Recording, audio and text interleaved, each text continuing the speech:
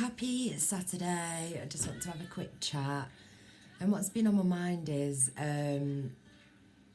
toxic femininity, and if this is something that we as women are aware of or even addressing. And I think it is just addressing the self and the shadow, the darkness within you. I heard the term shadow frequencies and I really like that. So the shadow frequencies, you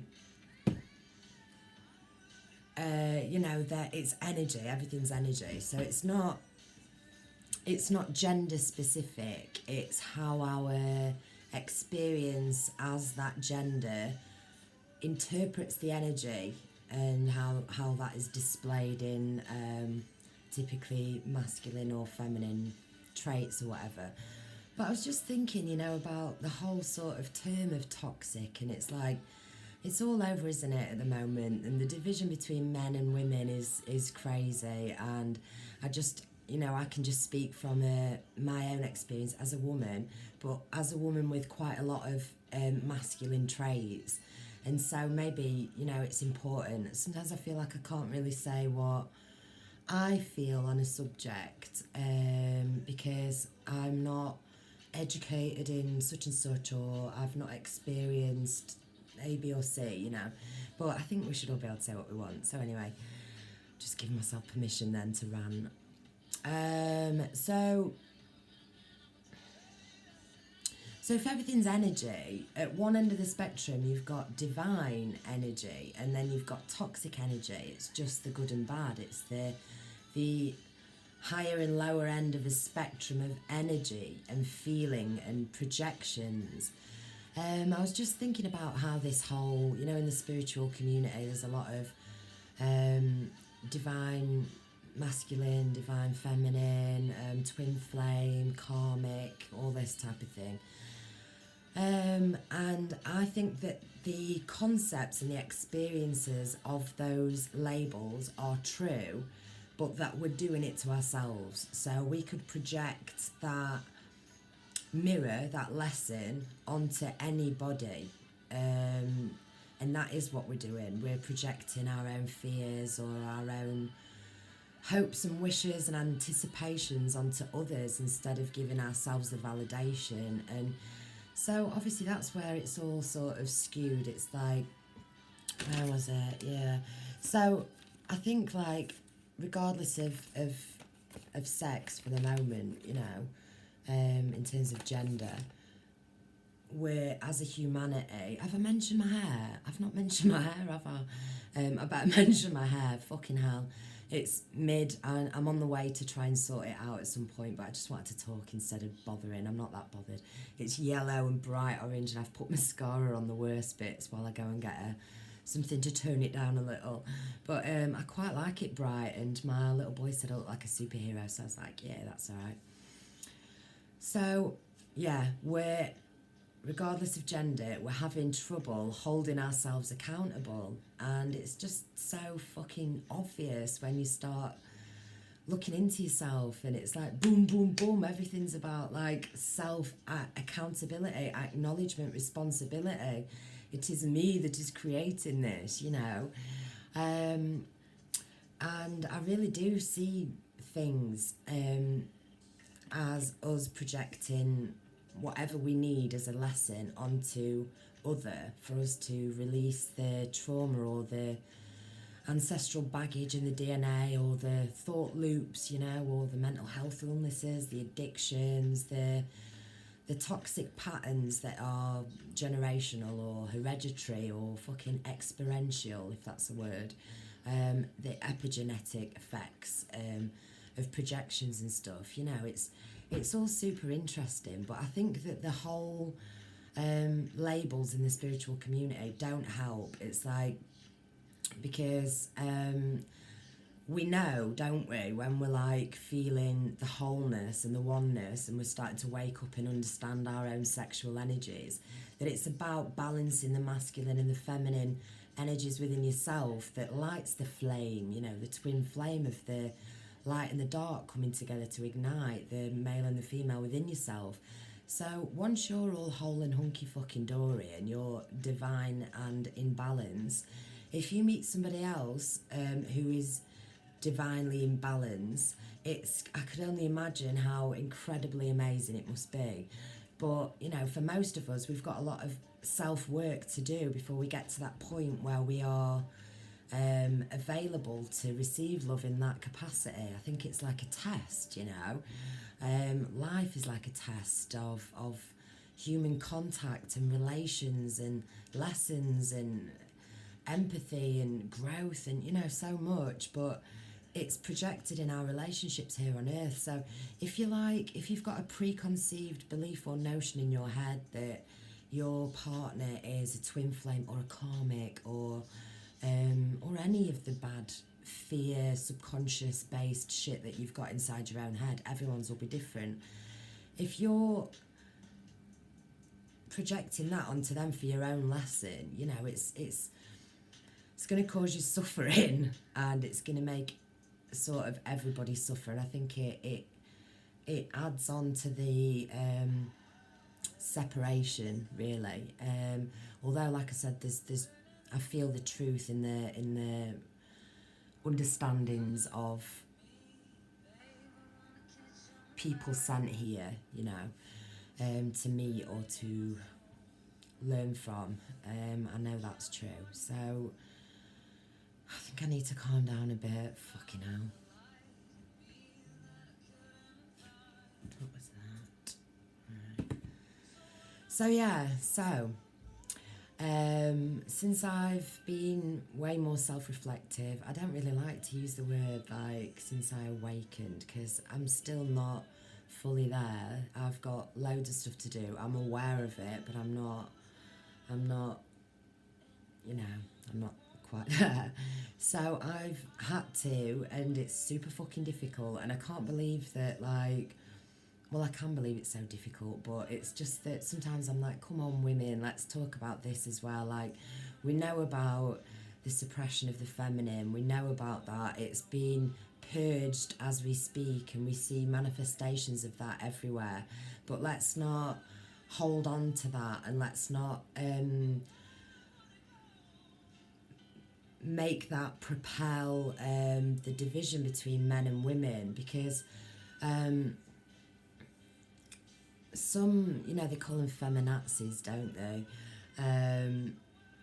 They don't seem to be able to listen to another side of the argument, and there's a lot of craziness going on at the moment. And again, I feel like on the opposite end of the spectrum with the MGTOW movement and men going their own way, I feel like it's and again, it's something that we're all getting offended by, and even I'm talking about it, it's like, why am I talking about it? I don't know, but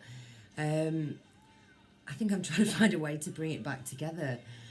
We're projecting our fears onto the opposite sex, and it's increasing the divide, and we're doing it because we are not holding ourselves accountable in any way. And so toxic femininity is a real thing that's not really spoken about. You know, how women can use their very powerful, subtle sexual energy to manipulate, as well as to be a victim or to be vulnerable, or, you know, and I have to look at myself really deep and really hard, and I don't always speak exactly what I want to say on here, because some of it's, you know, it's just not, it's too tough, really. I'm still digging through it, but you know, I'm talking as I'm getting through it. Whoosh. Anyway, so, you know, things like acting helpless and all these sort of female wiles that can be manipulated and used in toxic ways. So again, I'm not disregarding toxic masculinity, because there has been so much of it, and it's been jizzed all over us that we're fucking wiping it clean now.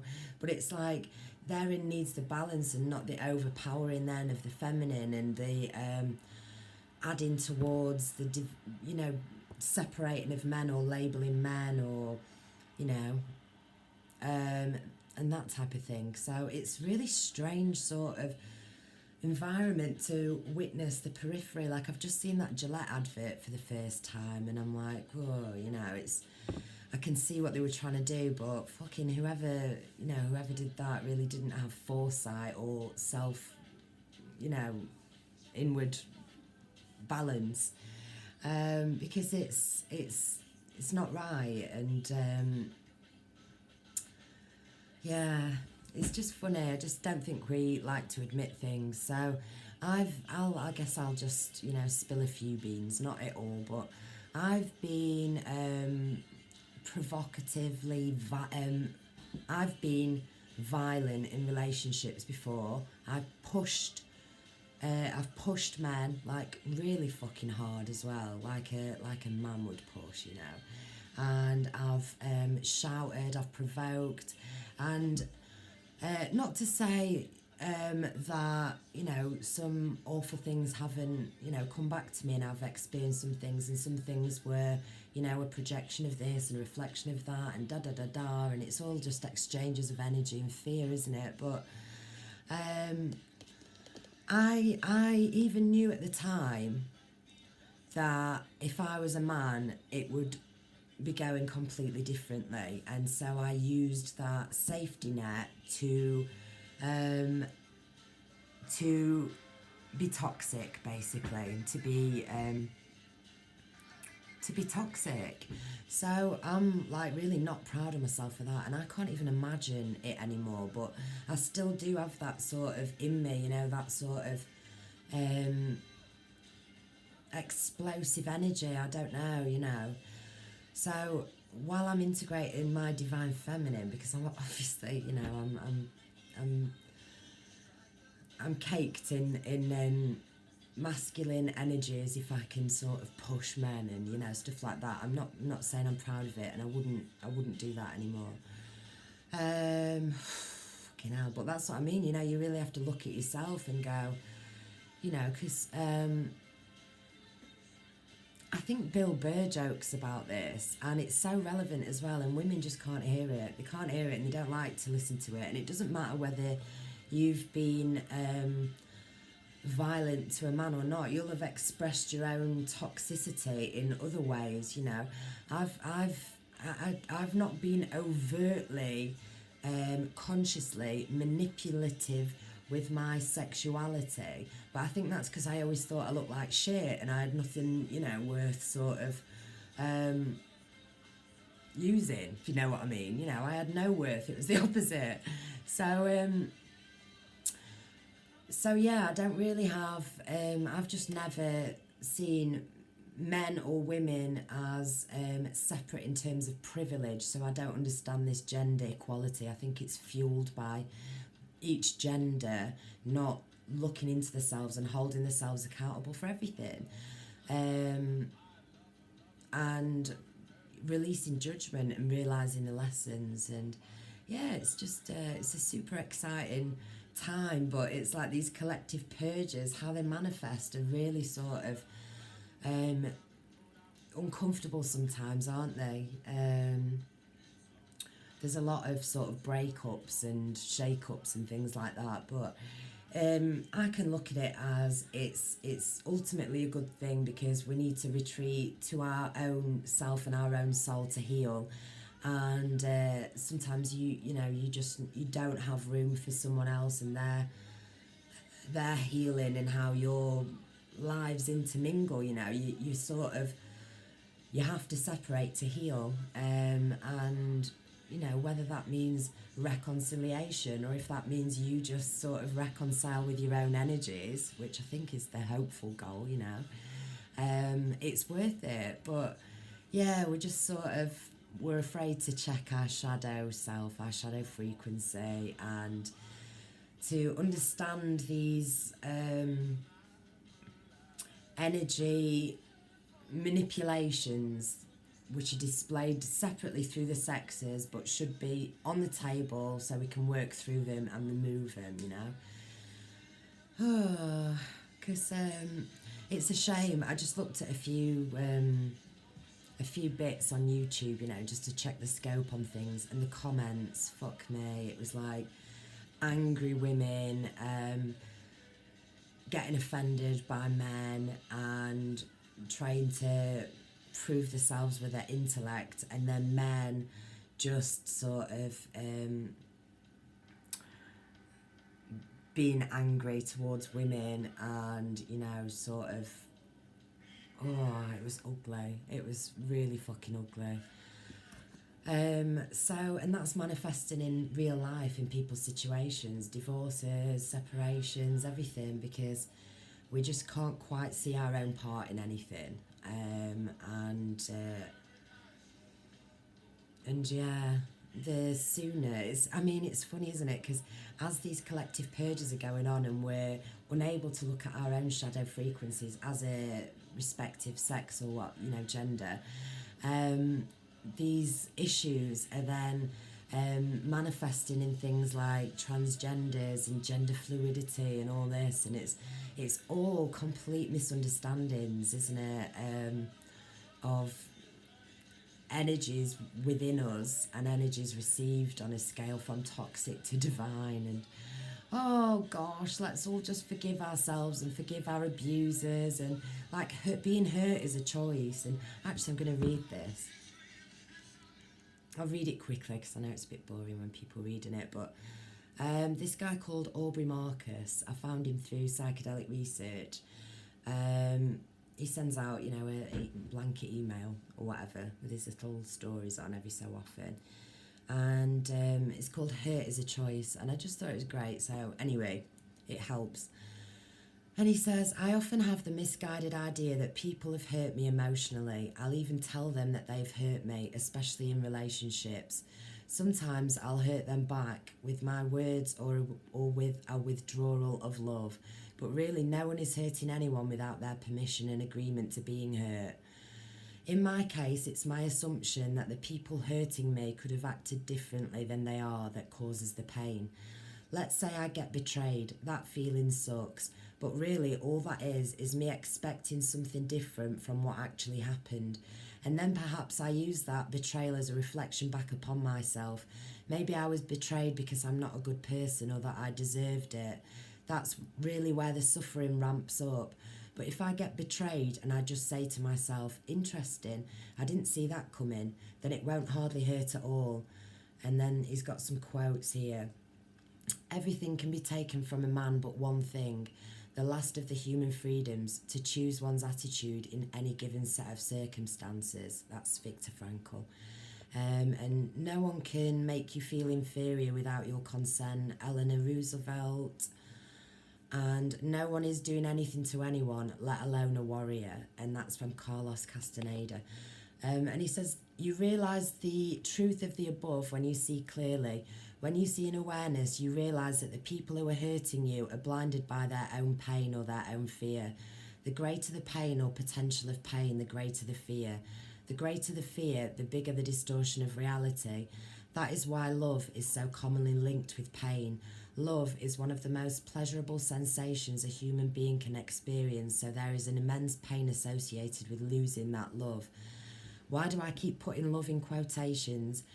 Because real love can't be lost, and it doesn't hurt. It is the fabric of existence itself, and it radiates outward from within like the warmth of the sun. But back to the point, most people really aren't seeing what they are doing. They have some kind of justification or rationalisation or story in their head that allows them to be in agreement with the pain, giving or receiving. When you realise that, you can forgive them, for they know not what they do. But honestly, you don't even really have to forgive them once you see clearly. People are doing the best they can. They are only able to act in accordance with the amount of awareness they have. And these things, they just feel, you just realise it, and you feel it so much when you really look at your own shit. And you go, fucking hell, yeah, Like, it really is. It really is a choice. Everything is a choice, and everything is a reflection and a lesson and a projection. And wow, I don't know. It's just so fucking profound going through these experiences, isn't it? And releasing so much and sort of understanding and balancing and twigging on certain situations that have happened in your life or that are happening in the collective world, and whether it be politics or movements or earthquakes and natural disasters, whatever it is, you know, the purge is hotting up, and it's like, whoa, you know, I'm fucking vibrating, and I've been hearing buzzing in my ears, and and I want to talk about suicide as well, so I'm going to do a separate one on that in a minute. And I've got verbal diarrhea, and I feel so much energy coming through me. Whoa. But anyway, I'm feeling good. I just feel like, I hope that wasn't fucking preachy or ranty, and I hope I've not let any of the side down, you know, for girls, because I understand the setup of the patriarchal system, and I understand how many females have been suppressed, and I even understand how I think it must be harder if you're very beautiful and you've got big tits. I think it must be harder because I think I've escaped that predatorial, probably because I was like going around with my masculine energy, like, touch me, I'll fuck you up, you know. But I've never feared being raped or anything like that. I've not had a fear of men in that respect, and not even really in the physical respect either. That's how sort of toxic I was myself. So let's examine our own toxicity and our own feminine toxicity. And if you're a man, you know, obviously look at your own toxicity. And quite often,